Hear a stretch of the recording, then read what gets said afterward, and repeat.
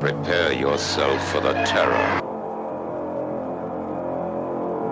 The prison of madness, where few enter and none return. Welcome to Unsung Horrors with Lance and Erica.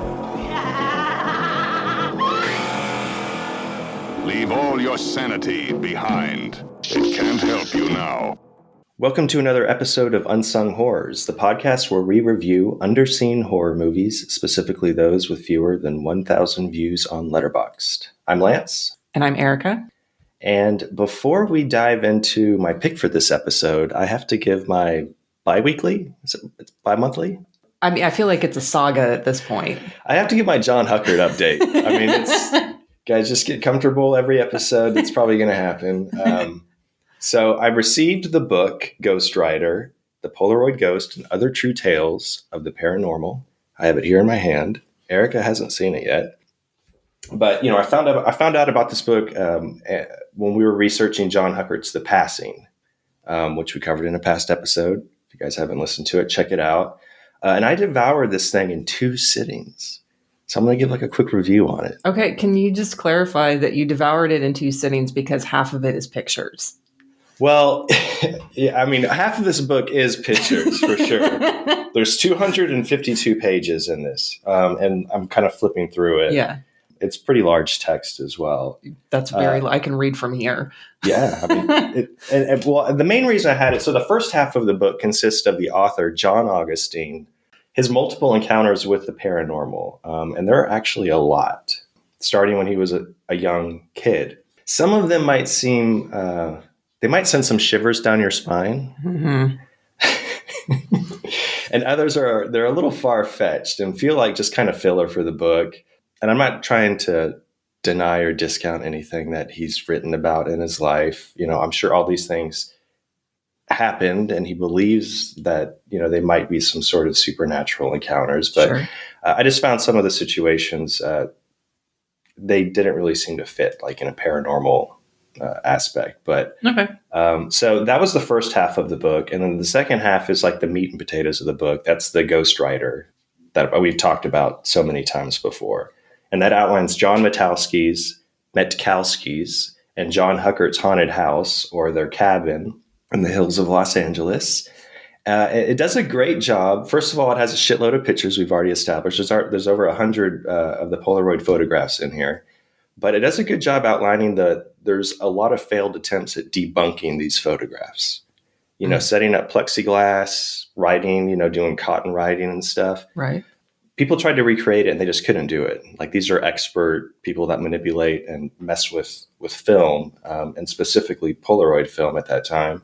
And apparently there's videos out there. I need to look for them, but I'd already mentioned they had shows come on, but people bring their own Polaroid Spectra camera, their own film. It's wrapped. They unwrap it, load it up, take pictures, and on film, it has, it's recording the development of the writing being developed before your eyes. Mm-hmm. It's kind of hard to not believe what's happening there, Erica. Okay. But yeah, like John Huckert said in his message to us, this is for skeptics and for true believers. Honestly, I don't think it's going to convert any skeptics. I do think it's worth reading. You know, check out the photographs; they're a lot of fun. Personally, I would love to visit Huckert's house. Stalker. Yeah. So, John, this is like a self-invite. I should be there hopefully later this summer. And I think I might be able to score some old Polaroid Spectra film. I have an old Polaroid Spectra camera. I used to collect some cameras. I was in photography for I think everybody's in photography for a little bit. But Sure. So I want to visit, John. I want to visit your house. I'm going to reach out. And I don't, I don't want to I just want to chat with John, as an artist and, not just about Ghost Rider, but, film and music. And I think there was a suggestion from a listener that wants to get a petition to get John Huckert on the podcast. I don't know what other movies. It's got one signature. That's me. Sorry, then 2. Him and the guy who posted that and you. Yes. Okay, yeah, no, I mean, I want to please every fan, so I don't see the problem in trying this. But no, along with the book, when I received the book, obviously I was very excited. Yeah. There was slipped a DVD copy of John Huckert's feature film Hard from 1998, which I had, mentioned when we were talking about the passing. I really wanted to watch it. I don't know if John Huckert fulfills these orders. I actually think it's John Matkowski. Maybe they're all the same person. I don't know, but Could be. But I was really surprised and excited to see that. Maybe it's included in every order. I don't know. But I watched it. It's good. There's some really great gore, and they kind of go for that whole shock value, the whole crew, in a lot of scenes. Mm-hmm. The acting's a little iffy. Okay. But there's a lead actor. His name is Noel Palamoria, who plays the closeted gay detective Raymond Vates. He does a good job. And as soon as I saw him, I'd read the book before I watched Hard, but as soon as I saw him, I realized, oh, he's in a lot of these photographs. So he's a friend of both John's and Wright, who's the ghost, the spirit that they, he said his name was Wright. Apparently, he's very active in all these shots with Noel. He seemed very inspired by him. So interesting. It all comes together. And Noel is also in John Huckert's thriller Strangers Online from 2009, which I wouldn't mind seeing. I might put in another order for something on the site. Maybe Strangers Online will be in there. I don't know. Okay, no, but so overall, I do recommend this book. Okay. If you ever want to borrow it. I'm good. It came with this too, this really cool holographic kind of Polaroid. Are you going to put that on your fridge? I was thinking of getting a back tattoo out of it. Oh, my God. But yeah, no, I used it as a bookmark. Okay. But yeah, I recommend the book, ghostpolaroids.com. It's fun. It actually made me think of some situations where maybe as a kid, I experienced some supernatural paranormal experiences.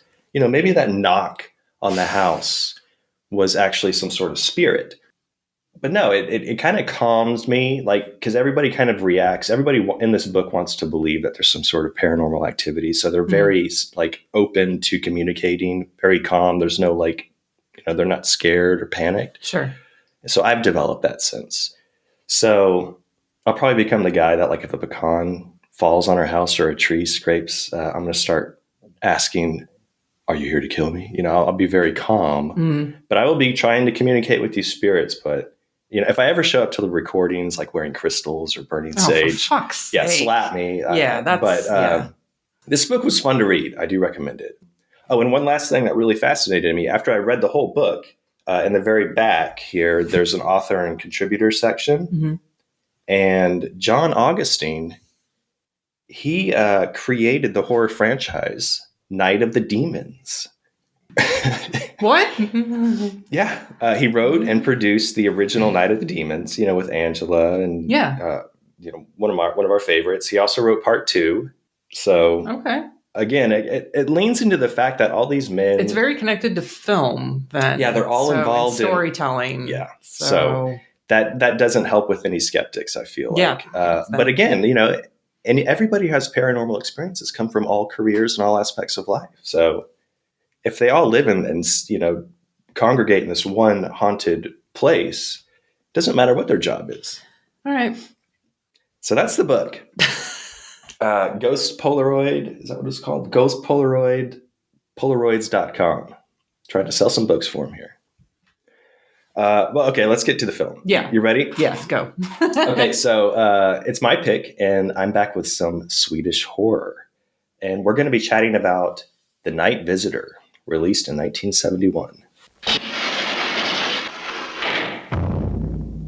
Night, when mist embraces the moon, and madmen are loose on the land, the night visitor comes to call. When the earth is quiet, and the good people of the world are sleeping, the night visitor comes to call.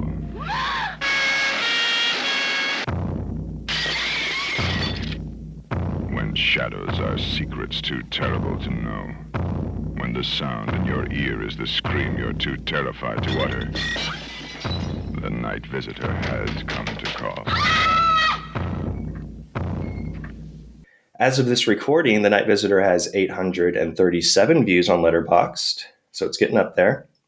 It's streaming on YouTube, and as I mentioned in the last episode, there are a few versions. The version I found had set subtitles, but it's all in English, or the best quality of the version I found had set subtitles. Mhm. There's a couple on YouTube. And here's a quick synopsis of The Night Visitor. We begin with Salem, who has escaped from the insane asylum, running through the snow in his underwear. He's heading to his farm, where his sisters, Emmy and Esther, live, along with Esther's husband, Dr. Anton Jinks. Salem has been confined to an asylum for the last 2 years after being wrongfully convicted of murdering his farmhand, accused by his sister's husband, Anton. Salem breaks into his own house and steals morphine from Anton's medical bag, along with one of Anton's neckties. He then breaks into another local house and strangles a young girl with a necktie. He heads back to his farm and kills his younger sister, Emmy, by bashing her brains in with Anton's paperweight. So we learn that he's getting revenge on his family and Anton for accusing him of murder in order to profit and sell his farm. He goes on sneaking back into and out of the asylum, killing others involved with his confinement, including the lawyer, which he uses the stolen morphine to murder. All the while, Anton has seen Salem and tells the inspector and the police he believes Salem is escaping from the fortress-like asylum to kill and make it seem like Anton is doing the murders, and that he's the one that's truly insane.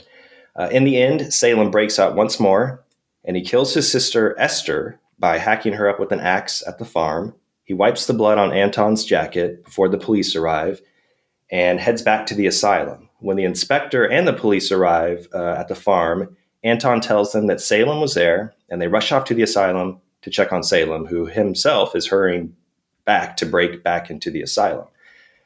Salem makes it back to his room just in the nick of time, but he accidentally brought with him the jacket he took from his farm to stay warm. He hides the jacket and crawls into bed just as the police open the door. The inspector sees him, and we can see that he obviously believes that Salem could not have committed the murders since he's there in his room until we hear a sound, a rustling. Do we want to spoil it? Should I spoil it right now? I think we should. No? Okay, we hear. Well, you need to give a warning that we're going to spoil it here. Oh, yeah. I mean, we spoil everything on our... Right, but like... but this movie... Yeah. I know there are some people who listen even if they haven't watched it yet, and like that's a big spoiler. So I feel like you should skip a minute ahead if you're... Skip a minute ahead, yeah. Because this is pretty much the best part of the movie. I mean, it's a huge spoiler. We'll hear back from you guys who are going to watch it. Okay, so we hear a rustling sound, and is it Anton's? It's a parrot from the farm. Yeah. And the parrot had climbed into Salem's jacket while he was at the farm doing the killings. And it begins saying, Salem, come to supper. Proving that Salem was at the farm and is the killer. And that is this big spoiler. Yeah. And so let's dive into the crew real quick. So The Night Visitor is directed by the Hungarian-born Laszlo Benedek. He has a few directing credits, most notably The Wild One from 1953, starring Marlon Brando and his motorcycle gang, the Black Rebels Motorcycle Club, which is what the band is named after. Mm-hmm. I recently watched this. I'd never seen it before, actually. Oh, okay. So I watched it, and I loved how Marlon Brando called his motorcycle his sickle. I just loved it. It was the best. Benedek also directed the film version of Death of a Salesman in 1951, which he actually won a Golden Globe for Best Director. Oh.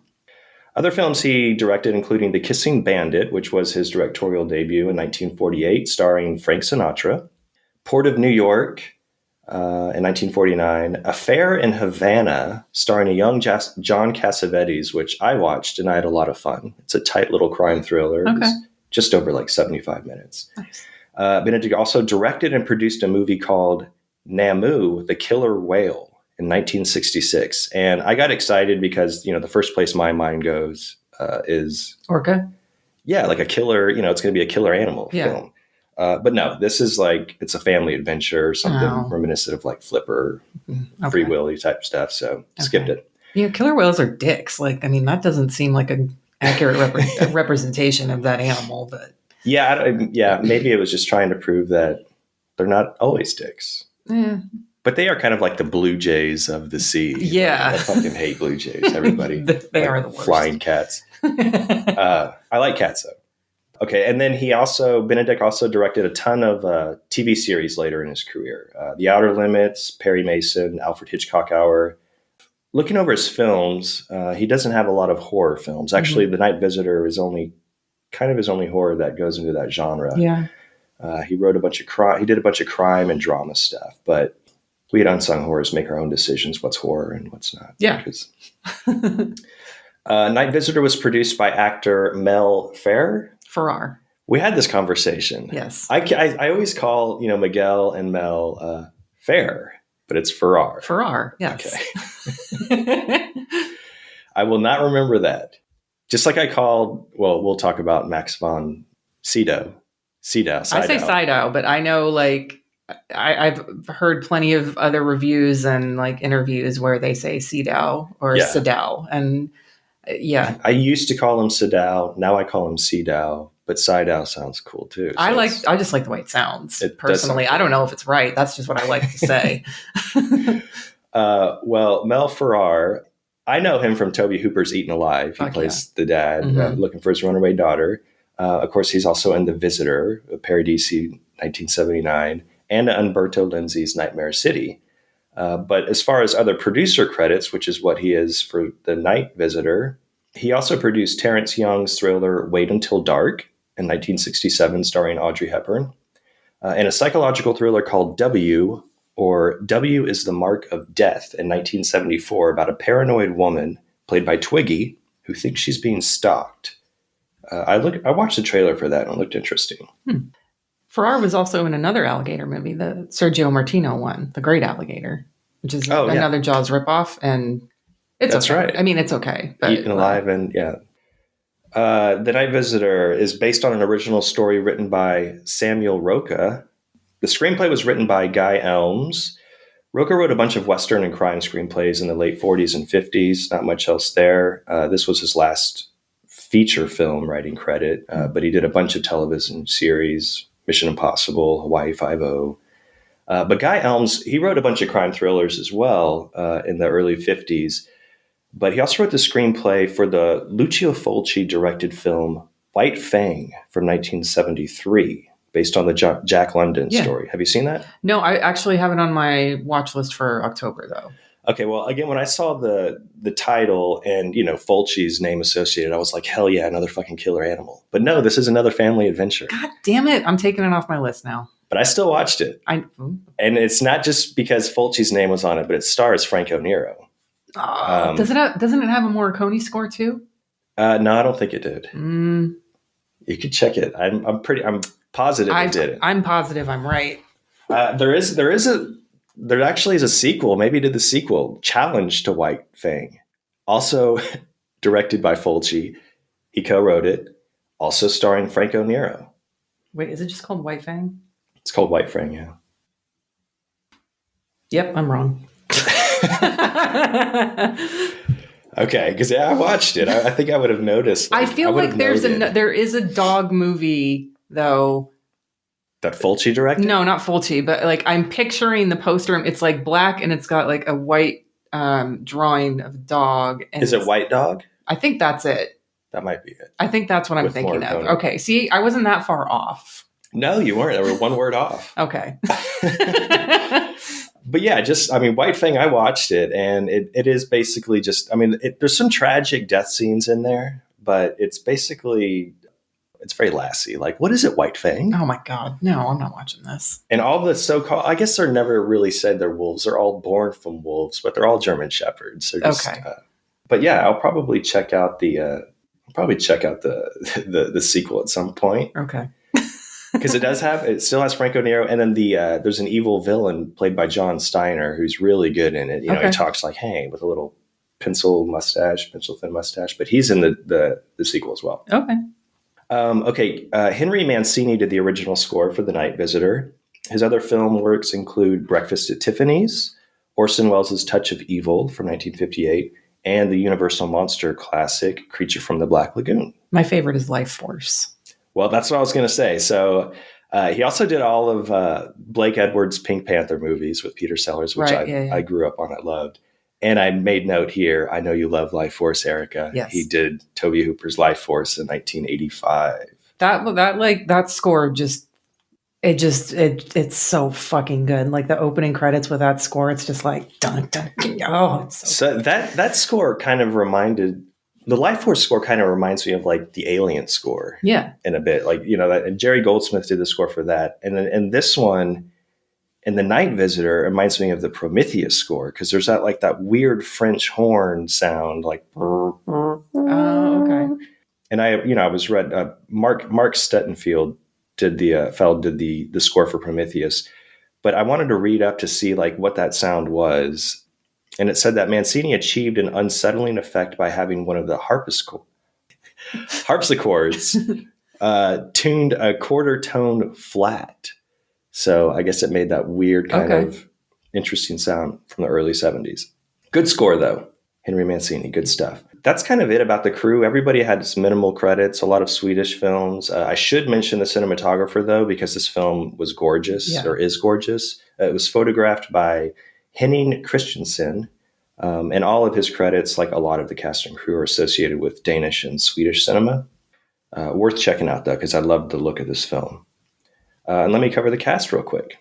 So this is a fantastic cast. I think a lot of you listening will recognize some of the names. The first being Swedish actor Max von Sydow, however you want to pronounce it. I'm going to call him Sydow, or we'll probably call him Salem, because he plays Salem, the farmer who escapes from the asylum and is getting revenge on everybody.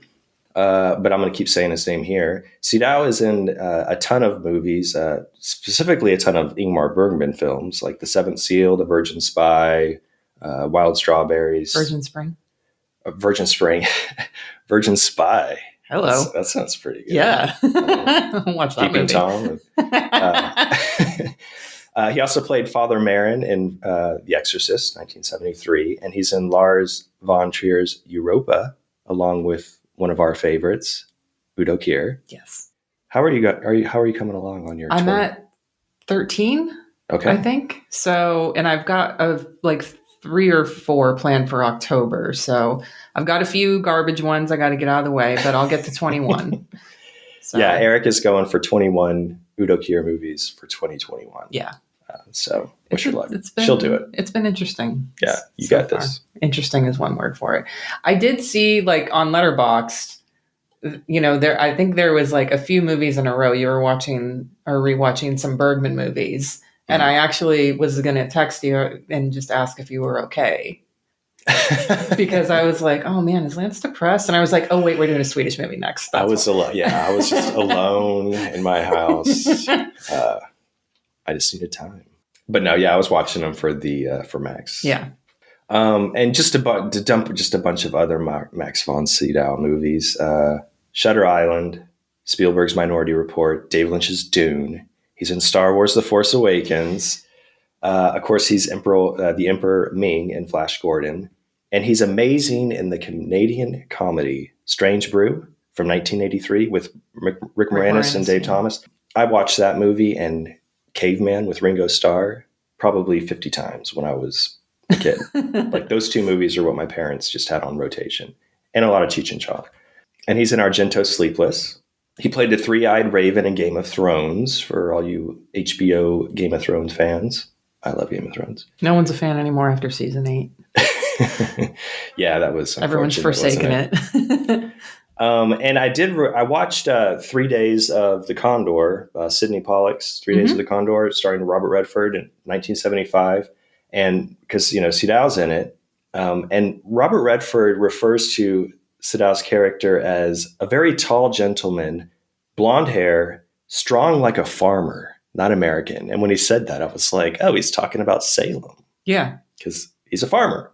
But yeah, I mean, Sydow, he rules. He's been in so many movies that I've watched as a kid. I mean, ever since I started watching movies, he's been popping up. So a lot of memories tied to him. And he passed away March of last year, 2020, at 90.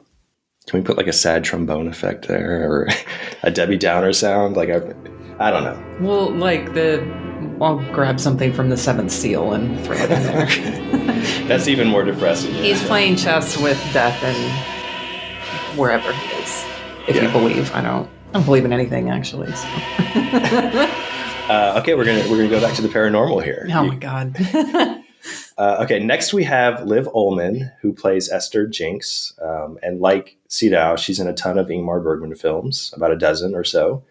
And she co-starred with Max von Sydow in a lot of them, including Hour of the Wolf, Shame, and The Passion of Anna. And she stars in one of my favorite, if not my top favorite, Bergman film, Persona, from 1966. She's an amazing actress. I think she's great in this. And I recently watched a film called Cold Sweat, which is directed by Terrence Young, who did the early James Bond movies. This was from 1970. I watched it because it starred Charles Bronson. I was on a Bronson kick during that time. And I was very surprised to see she plays Bronson's timid wife, his American wife. And it was a very interesting role for her. It was kind of weird. Yeah. Because she's usually not too timid. Yeah. Then we have Per Oscarsson, who's one of my favorites from Vaxstocken. He played Lundgren, the lonely night watchman. We covered Vaxstocken on a previous episode, directed by Arnie Matson. Check it out. But he's great in this. He's great in, I guess these are the only two movies I've seen him in. But he plays Dr. Anton Jinx. But yeah, we've talked about him before. He's in a ton of Swedish films. He has over 100 film credits. His most notable role is a film called Hunger, which earned him a Cannes Film Festival Award for Best Actor in 1966. And then he had a recurring role in the Swedish The Girl Who Played with Fire, The Girl Who Kicked the Hornet's Nest, the films from 2009.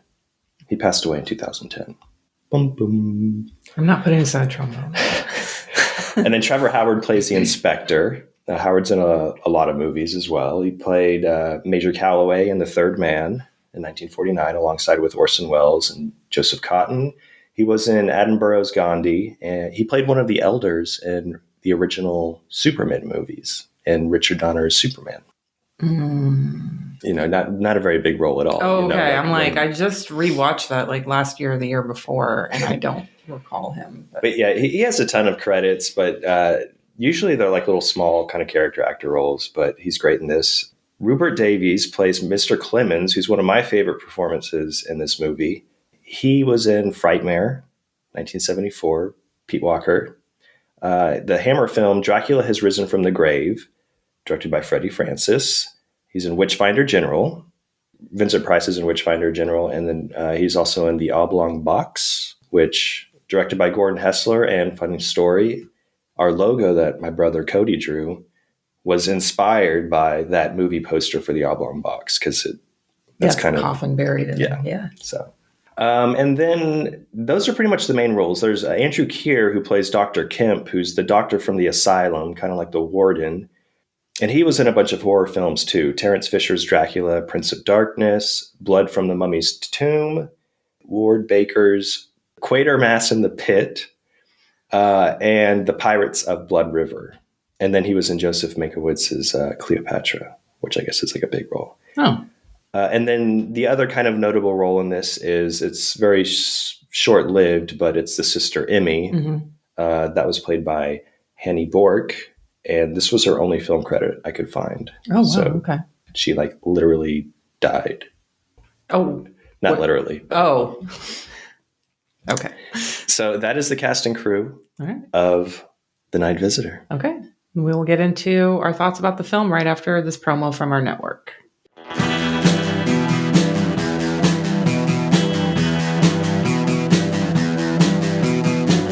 You're listening to the Prescribed Films Podcast Network, home to hundreds of hours of free podcast entertainment. The shows on this network all have a common goal: providing you with the best discussions about movies and other forms of entertainment media. The PFPN hopes to fill your earholes with audio joy. Visit our website with links to all the other amazing shows at www.thepfpn.com. Thanks for listening.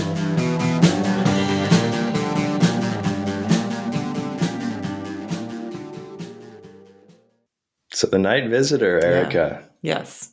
What did you think? I mean, I've already mentioned a couple times that I think it falls into horror. It does have the horror genre category. Like when you look it up in Letterboxd or IMDb, Mm-hmm. it's kind of like not really a murder mystery because No. And I guess like one thing that I like about it so much, and I actually have a Letterboxd review I want to read, is that Salem breaking out is the main sort of point of tension. Like we know as the audience that he's killing these people. right. Normally, I'm not a fan of movies where we're waiting for characters to catch up with what we already know. But we have that as an audience, we still have a point of tension. It's like, how the fuck is he breaking out? And you do get that payoff in this movie.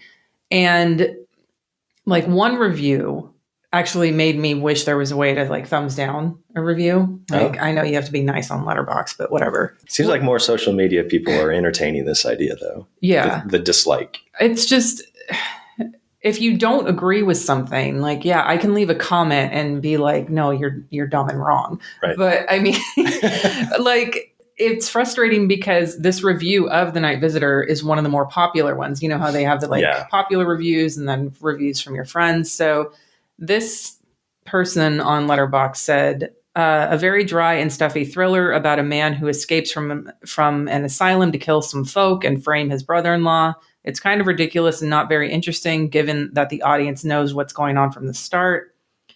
Oddly, the only info they choose to keep from us is a character background that fleshes out the reason for the whole mess, but does that really matter? Von Sydow is killing people, that is certain. The why isn't very important, but the structure indicates that the movie sure thinks it is. Then the final reveal is handled with such utter disregard that one gets the impression that no one cares. What? Yeah, I know. So, I'm almost done. Way to leave us in the lurch. Movie. It turns out that one of those tedious affairs where we are way ahead of everyone in the film and all we can do is wait for everyone else to catch up. Like, that's not the fucking point of this movie. And if you get hung up on the fact that you know that he is the killer, right? It's established very early. Like, they're not trying to hold anything back about that. Like, they want the audience to know the first that. 15 minutes, he kills that young girl. Yeah, the mystery is like, how is he breaking out? Right. And like when you finally get to find out how he's doing that, and then the tension becomes, is he going to get caught? Right. Is the inspector going to find out? Right. Is he going? Yeah. That is the whole movie. I mean, I feel like the mysteries are set up and solved pretty quick, but you're still left wondering until that very last scene. Yeah. Like, is he going to make it? I mean, you're watching him trying to get back into the asylum. Yeah. That review's funny because I read Roger Ebert's review from 1973. He did a review, and he disliked the movie, and it was pretty much for the same reasons for that. Okay. I mean, I wrote some of this. If the movie doesn't depend on a surprise ending, then it must be a psychological thriller and depend on character development, right? If only that were so. Alas, the characters are not developed at all. They're all finished when we meet them, and they behave with perfect consistency right down to the end. The only spontaneous developments in the movie are thanks to the brother-in-law's parrot, which I've already spoiled. Yeah. But he did say too, earlier in here, he does talk about how there's no mystery there. You're pretty much given. There was a comment where the biggest mystery was his escape from the asylum. How did he escape? Yeah. So he was a little turned off by the fact that they showed it. And I'm like, that's my favorite. I love breakout movies for stuff like Escape from Alcatraz, Shawshank Redemption. Breakout movies are like the anti-heist movies, the breaking out versus breaking in kind of thing. And how it's done is the main point of tension. And that's what I like so much about it. And yeah, you are holding on to the very last second in this movie to see, is he going to get caught? Like Lance and I don't usually text each other about movies when we watch them. We save our thoughts for our discussion when we're recording. But when I was done watching this, like, I text Lance, I'm like, oh my God, the fucking parrot. Yeah. Like, I mean, I couldn't hold it in. That should be the screenshot for like the episode or something. But yeah, I mean that, and it's not just him breaking out. It's how the hell does he get back in? You know, because you do see, they spend a good 15 minutes on the breakout. Yeah. They set it up really well because, okay, the first when the credits are rolling, Salem's running through the snow. Mhm. And then we realize, okay, he broke out of the asylum. So obviously he got back in. And then the inspector goes to the asylum and talks to Dr. Kemp. Mhm. And Dr. Kemp does a great, quick job of just describing the fortress and what Salem would have to do in order to get out. Right. And as he's explaining these, you're like, okay, how the fuck Yeah. did he get out? And then when they do finally show it, and they spend a good 15 minutes on it, it's very tense. It's brilliant. I mean, you show it, you right away, Salem he's a brilliant man. I Yeah. mean, is he mad because of what he's doing, getting out and taking revenge, but not killing Anton? Instead, he just wants to set him up to where he's deemed insane. Yeah. Obviously, he's a messed up man. He's been incarcerated or institutionalized for like 2 years. But yeah, my favorite scenes were just figuring out or watching how he did escape from the asylum and when he breaks back in. Saying that, though, I have to say the stunt double for Max von Sydow does not look anything like him. No, I made a note about that. I was like, ooh, he gained some weight while he's swinging from that rope. He got beefy all of a sudden. Okay, that's Especially because Max von Sydow is in like a t-shirt and boxers, and so you can see how lanky he is. And then Right. when the stunt double is swinging, it's Yeah. like twice his size. I'm like, that's bad. he's jumping to the tree, and yeah. I will say, getting back to Roger Ebert's review about, there's no character development. I agree to a certain extent. There's not really there's no character arcs in this, but I don't find the movie lacking because of that, because that's not what I'm watching this movie for. Von Sydow does not change from the beginning. Like, he's on a mission to do this one thing, Right. and he does it, and then he ends up getting caught for it. Like, I don't feel like there needed to be any sort of redemption arc. We didn't necessarily get that from Anton either. Right. Though I feel like you could have easily explained the parrot away because it's a bird and birds can fly. So, like, couldn't the bird have flown from the house to the prison? Like, maybe that's Salem's bird, and he like finally figured out where he was and like flew in there. And he was like, he just showed up in my window. Yeah. I wasn't there. That's as believable as the Ghost Rider. I mean, Oh, come on. No, the Ghost Rider is way more believable. But no, I see what you're saying. I mean, some parrots, I think. I guess all parrots fly, but maybe some domesticated parrots are clipped. I know a lot of them have clipped wings. Okay, yeah, okay. Because he doesn't really fly. But yeah, no, I agree. I mean, with the cast not being completely developed. I mean, every character I think is established. They have their role, Right? and their role isn't, like you said, it's not to know their background. It's not, exactly what they're there for. I do think Liv Ullmann's character, Esther, I think she was the most tonally, she was kind of all over the place. Yeah. I think her performance is amazing, but in the very beginning, it's her and Anton trying to get Emmy to sign these papers to sell the farm. Right. She's obviously in cahoots, with her husband, Anton, who killed the farmhand and blamed it on Salem. But then there's just this weird shift later on in the film where she calls the inspectors and she's like, Anton's crazy. Right. And yeah. So with her, I thought when she called, I was like, oh, is she in on it? Like, or has she been communicating with Salem and they're working together now? And then it's like, no, she's just, at this point, she's just out for herself. Yeah. She's very diabolical, and she wants everybody out of the picture at that point, it seemed like. Yeah. I do wish it showed her get hacked up. I know. Yeah. So yeah, the horror elements in this movie. All the kills are off screen, which I appreciate. I think it does add. It kind of has that a giallo element to it, to where, I mean, there's a lot of movies that show murders, but a lot of like Argento movies, they'll show like a couple of slices with blood. Just they're not super graphic. This is just like it cuts away to another scene and then the person's dead, which I enjoyed, but I did wish I did want to see Liv Ullmann chopped up to bits. I think that would have been a really great payoff if, like, you're going to cut away from all of the other murders. Yeah, and at the end, especially if your last murder, like, you go from morphine to strangulation to bludgeoning to fucking axe hacking. Yeah. Like, I feel like that would have been a better payoff for them to show that. But it's still fine. Yeah, because I mean, the first 15 minutes is like a great horror setup. You have the old guy running through the snow. He's breaking into people's houses, and he kills this young girl who obviously knows him. Yeah. It's kind of mysterious in the first 15 minutes. But the showing of the dead bodies, and then he goes back and kills Emmy, and their dead bodies. I mean, it does show them with the blood and the eyes open, and the blood splattered all over the bed. With it, they're pretty, they're unsettling, and I did like that. Like you mentioned, it would have been cool to just go full on kind of slasher in some moments. Yeah, the running through the snow to start off the movie too is. You mentioned the cinematography in this. First, it's gorgeous, snowy landscape, but I'm usually one to sort of lean into my feelings. Like, if I'm depressed, I'm going to watch a bunch of Bergman movies, which is why I was concerned about you. I was like, Lance the same? Is he okay?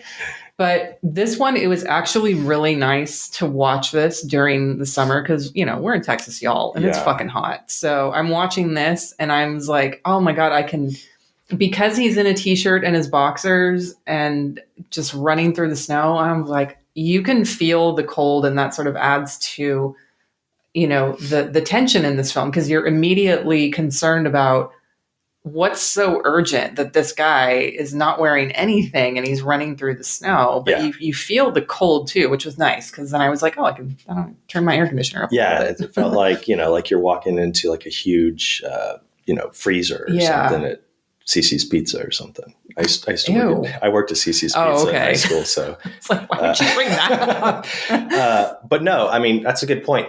So Leonardo DiCaprio won an Oscar for The Revenant, right? Yeah, I think that's when he won. He finally won his big Oscar. Okay. So where's Max von Sydow's? He was running in his underwear, and I know like DiCaprio went hard for that role. It was real elements, but these were real elements too. Yeah. And I enjoyed this movie more than The Revenant. Same. But yeah, the cinematography, there is a particular scene when the inspector, he first goes to the asylum, and that's when the doctor breaks down, like, this is how somebody can escape. It's virtually impossible. And he leaves, and he's outside kind of glancing over the asylum one last time.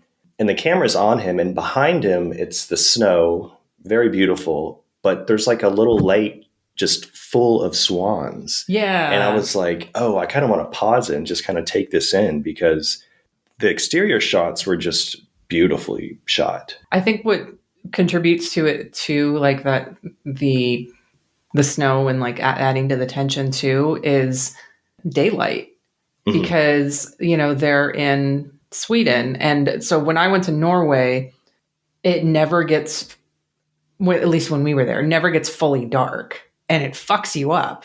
So night's day. I mean, there's never. It gets darker, like into dusk, but like everywhere you stay, they have like blackout curtains, so you can actually sleep at night. And like here, it adds to the tension, because he's running around, he's escaping at night, but it's not pitch black. It's not easy for him to hide. Like, he's running out in the middle of nowhere, and you can still fucking see him because it's light there at night. Well, I guess that's the play on the parrot as the night visitor, because it is night when he breaks back in. Like you said, every scene looks like it's day. Yeah. But the night visitor is the parrot. That's what I gathered. Oh, okay. Yeah. Or, I mean, it could be Salem, breaking into places, but I figured that the night visitor is the parrot at the end. Like, that's the final. Okay. I didn't get that, but yeah, I can see that.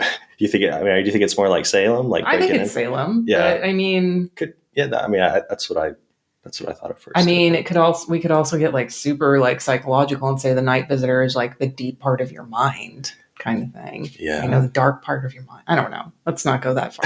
It's either the parrot or it's Salem. Yeah. And yeah, the parrot, let's go back to the cast. The parrot is in at least three or four maybe scenes. But I love how insanely paranoid everybody is, and especially Anton when it comes to that parrot. So there's a scene where the inspector shows up. I think at this point he's at Mr. Clemens's house. I don't know, at the lawyer's house, and the police show up, and that's when Esther, Liv Ullman's character, starts changing her tune. And then they're talking downstairs, and they hear the parrot. Rawr! And the inspector's like, what in God's name was that? And she says, oh, that's a parrot. That's another thing. Anton's been trying to kill it. It's like so like all these guys are so paranoid. And Salem is kind of accomplishing his mission, driving them insane. Liv or Esther thinking her husband Anton's insane. Mm-hmm. Anton's thinking that, everybody thinks I'm insane because I've seen Salem and he's at the asylum. Right. But yeah, and then The Inspector by Trevor Howard, he reminded me a bit of Donald Pleasance as Inspector Calhoun in Raw Meat or Deathline. Okay. Very kind of Inspector Clouseau type character. He's very humorous, I don't know, he seems kind of put off by everybody. Obviously he's thinking and gathering and he seems to be figuring it out very well too, like with the tie and stuff, but he seems put off by everybody and not really believing him, just believing himself. So I get that a lot of Inspector Calhoun and Raw Meat, which I love that movie, by the way. And then Rupert Davies is Mr. Clemens. Mm-hmm. He played the lawyer, but his short scenes are real funny. He's sick with the cold or something, and he's just pissed off at everybody. He's very Ebenezer Scrooge. Like, yeah. Why are you saying you saw Salem? What do you think? He's a nincompoop? Just great characters all around. Yeah. Again, it's all about this cast. The mysteries are revealed very early on, like we talked about, but the performances, they keep you completely engaged to that last scene. I mean, I found the whole movie just tense, especially that first 30 minutes. Yeah. It's super tense. Yeah. And then at the end, when he's running back to the asylum, then it's a different type of tension. Like it's built. Yeah. You're the first half, you're like, yeah, how is he getting out? Especially after the walkthrough and he's showing him all the things. It's like, yeah, how are you getting out? And then when you finally have that, then the tension is turned to, okay, is he going to get caught now? And if so, how? Right. Well, as soon as he was running back and I saw him running with the coat. Yeah. I kept thinking, man, ditch the fucking coat, Salem. Yeah. And when it happened, I realized, okay, well, he could probably still get away. But then a fucking bird crawls into the hood. Salem. Yeah. No, I thought that he was going to get caught because he would have noticed the coat there and been like, where'd you get this coat from? Right. So, but yeah, the parrot pops out and I was like, oh, fuck. And he laughs. I mean, he's like, at first he's very like, just terrified at what's happening. Yeah. And then the camera kind of zooms in on him and he starts laughing kind of with tears in his eyes. Perfect way to end the film. Yeah. It's like, yep, no, I'm caught, so, but you're rooting for him to get away with it, and I always root for the bad guys. So just, that's how it is for me. But yeah. And I always root for like Max von Sydow. Yeah. How do you not? Yeah. Exactly. Like I actually have that in my notes. Like, is it possible to not sympathize with him, to not be on his side? No matter, I don't think I've ever seen him in a role where I'm just thinking, ugh, no. Yeah. Like, not rooting. Even for in you. Strange Brew, when he's, he's the main villain and he crushes people's heads. Yeah. But I won't because I need you. He's very, very, he's an evil man in there, but I want him to win, I always want him to win. Yeah. And you want, because Anton is scuzzy and you want him to get caught because we know that he's been framed. We want Anton to get caught. And then we don't get that, but you have to take this trade-off of, well, they murdered the farmhand, but von Sydow or Salem murdered 4 people. So. Well, he's going to extremes, but again, I'm still kind of with him. I'm rooting for him. Yeah. I'm like,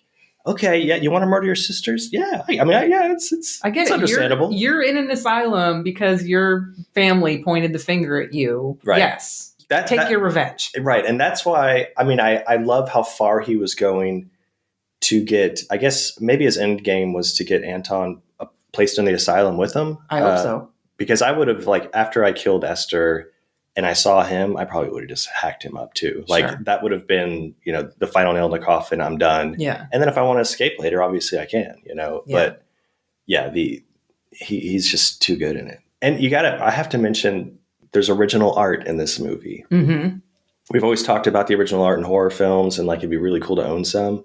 Salem is an artist himself. He has some of these like kind of pencil drawings and it's these sculptures that he's doing in like the Asylum shop class, which I want to know where these are. I want to know who has them. Yeah. There's one of like, I think it might be a man riding a horse, but I don't know. Like, I'm not sure what it is. But yeah, I'll take any one of those. The one where, like, in front of his barred window of like the guy hanging on a rope, like he's that would be cool to have. You got anything else? That's all my notes. All right. Final thoughts, Erica, on the film. What did you think overall? I like it a lot. I think that if you go on Letterboxd and you read that popular review, please ignore it, because the tension in this is all about how does he get out? Obviously, if you're listening, you've probably watched it already, I hope, because otherwise we just completely spoiled this movie for you. Yeah. But the tension is about how does he get out? Is he going to get caught? And you are rooting for him. I do think the performances are great, but also that there's not necessarily character development or arcs, but you do learn a lot about the characters still. Like, right. I think Esther is the best example of someone who kind of shifts the most. I liked it a lot. I gave it 3.5 on Letterboxd with heart. Nice. What about you? I gave it 4 stars, 4 out of 5. I already mentioned I love breakout movies. Mm-hmm. Obviously I love slashers. There's a slasher element. And it just has a lot going for it. Like the murder mystery, you kind of know, but it's still there. Like just all of it kind of blends together really well in this. And it has that great ending as well too. Yeah. But yeah, I mean, I think I've gushed over it, but I highly recommend it. I didn't read that Letterboxd review until you pointed it out. Sounds a lot like Roger Ebert's that I read though. So I wouldn't, definitely watch it. People don't judge your picks by some rando's review. If it's somebody that you appreciate, like Roger Ebert, I like him, but I disagree with him on this one. I don't always agree with his reviews, so yeah. Okay, what about a double feature pick? Double feature. So I am going to go with a Killers on the Loose double feature. Nice. And my pick is Nightmare from 1981, aka Nightmares in a Damaged Brain, directed by Romano Scavolini.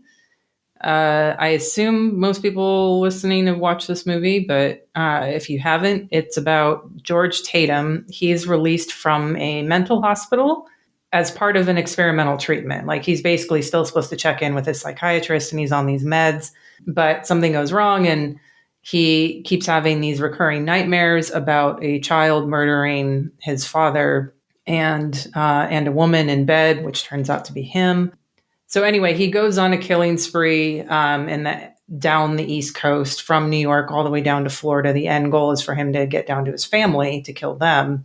It is completely different from The Night Visitor tonally, aesthetically. This is a very grimy New York sleaze movie, especially like the opening when he first gets out and he's walking down 42nd Street. Nice. It's different geographically, and it's, a release versus an escape. But end goal is you're out of the mental asylum and your goal is to kill a family. So that's my connective thread there. Perfect. It has a release you can pick up, or it's right now, as of this recording, it's streaming on Tubi. Nice. So my pick is pretty much the same type of vein. It's about a guy out of his asylum who wants to kill family. I feel like I'm cheating with my pick, though, because I've picked it before. Well, we've had doubles before. Like you had Dagon. Yeah, but no, this is a movie I picked as a double feature for I feel like it makes it imply like, I have like a small little bucket of movies. Yeah, I feel like you need to watch more movies, Lance. God. No, but so I picked this one. I paired it with The Corruption of Chris Miller, which is directed by Juan Antonio Bardem. Yeah.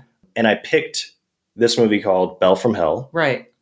Because he co-directed it. He took it over after the actual director passed away filming this movie. Yeah. But Belle from Hell, or A Belle from Hell, or The Belle from Hell from 1973 pairs so much better with The Night Visitor. Okay. So do you want to redo your Chris Miller one now then? No. Okay. Let's just keep it. Obviously, I want people to see A Bell from Hell. Yeah, okay, that's fine. You're doubling down on it. That's fair. Maybe we'll do an episode. It still has under 1,000 views on Letterboxd, but yeah, it's about a man who's released from an asylum after spending years there detained, and he takes revenge on his aunts or on his aunt and her 3 daughters who had him declared insane in order to steal his inheritance. And they live out kind of in like in a farmy area as well. Yeah. Like your movie Nightmare, this movie is much more graphic and cruel. It has some pretty vicious setups and kills.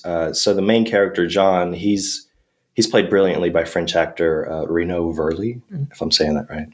As soon as he's released from an asylum, he takes up a job briefly at a slaughterhouse, and he quickly quits after he, quote, learned enough.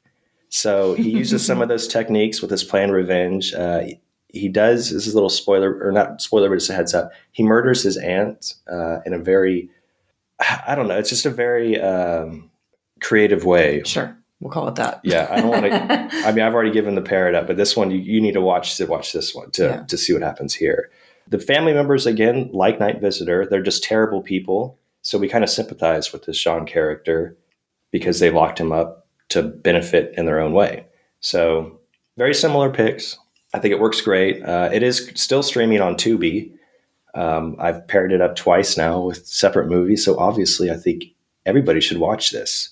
A Bell from Hell, 1973, directed by Claudio Guerin. Yeah, I almost picked this, but I was like, no, Lance picked it for Chris Miller. Really? Yeah, so because it is a good fit. Yeah, it really is. So, but yeah, now I mean, honestly, like I break rules in here in this podcast all the time. So, I mean, who am I to say like we can't pick that? So, that's what I kept thinking too. I'm like, you know what? No rules. We make our own rule. Yeah, there's no rules. So people don't get mad if I pick this movie like 3 or 4 more times. let's just not do any more revenge picks. So yeah, Erica, do we have something special coming up? Yes. All right. So next month we're going to be doing Shawgust. Shaw Brothers horror movies. We're going to kick it off with my pick, which is Black Magic 2 from 1976. This is directed by Ho Meng Hua.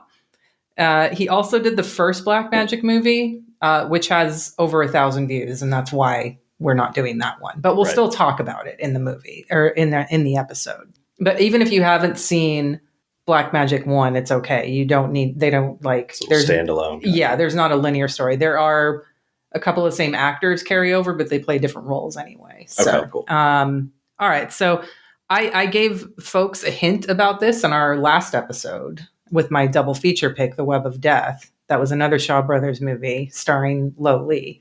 And none of you wrote into us and guessed what it was going to be. So you don't get a free magnet. So no magnets, everybody.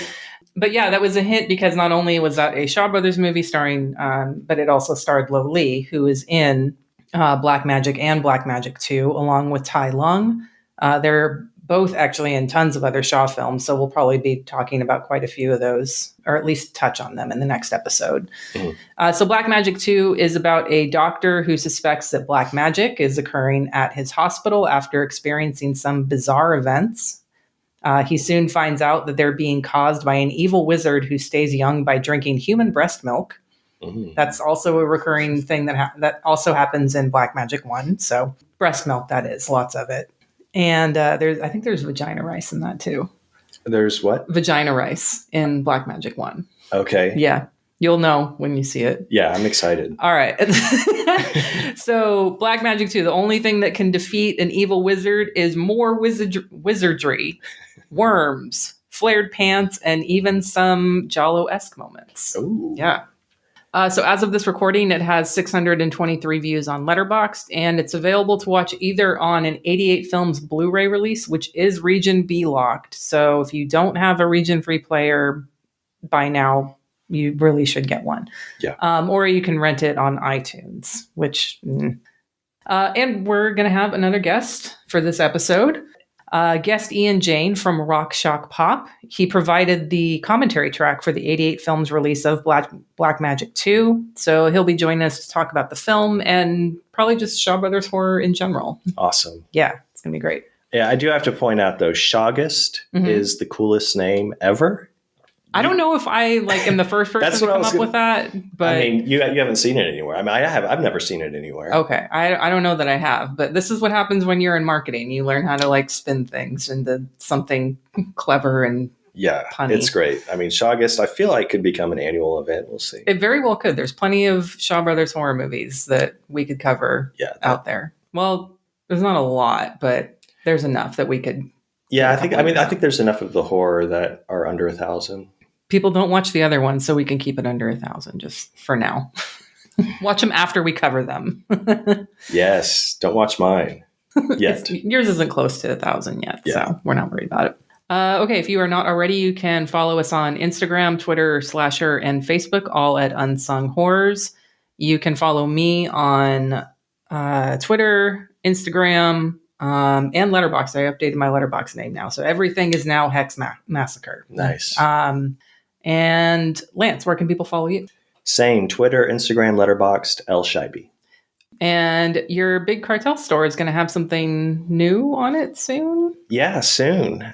Should I drop the news? I think you can. Yeah, you can. Let Yeah, people I mean, know I it's think gonna come it'll out be a couple of weeks. I'm hoping we can get them up during Shogust, but we're going to have some unsung horrors enamel pins. soon. Yay! And we'll probably do some giveaways here and there, but not a lot. So you should definitely buy them when they go up. Yeah, well, they're going to be super exclusive. They are, but it's going to be exciting to get some unsung horror stuff out there. Yeah, for sure. Start wearing it on your favorite jacket, people. Okay. Well, thanks everyone for listening. Check out The Night Visitor. It's on YouTube if you haven't watched it already. And we'll see you back next episode for Black Magic 2. Bye, everyone. Bye.